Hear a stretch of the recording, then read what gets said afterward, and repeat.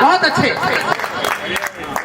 राजनीति की चौपालों में चमचे बहुत टहलते हैं, बिन सपेरे की बजती तो बिस्तर तभी निकलते हैं, और हमने भी आंखों में आंखें डाल बात करना सीखा, हमने भी निर्माण और उद्योग सफल करना सीखा।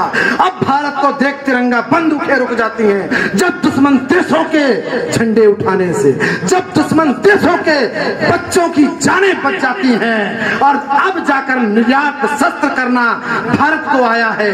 हमने अपना अमर तिरंगा चांद तलक लहराया है, और अब दुनिया में भारत का भी विश्व गुरु तब जाकर भारत के बाहर भारत का सम्मान हुआ, तब जाकर भारत के बाहर भारत का सम्मान हुआ।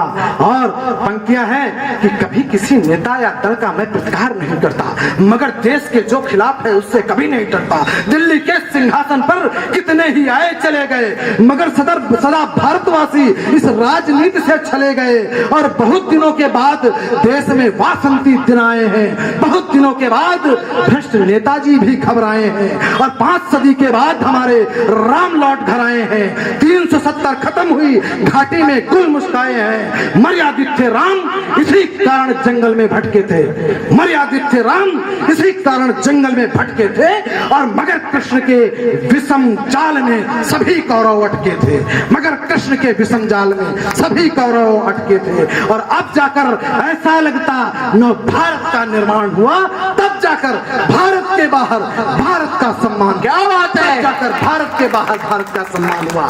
और आखिरी पंक्तियां हैं कि देश, कुछ सत्ता के लोभी पूरा देश बांटने वाले थे, कुछ सत्ता के लोभी पूरा देश बांटने वाले थे, संस्कृति और सभ्यता वाली जड़ें काटने वाले थे, कवियों को जो अपने ही गुणगान हेतु रख लेते हैं, उनके शब्दों के दब्बर सत्ता का सुख चख लेते हैं। संत बिठा दो सत्ता में, संत बिठा दो सत्ता में, तो देश बदलने लगता है, संत बिठा दो सत्ता में तो देश बदलने लगता है, संस्कार की बेल पनपती धर्म संभलने लगता है।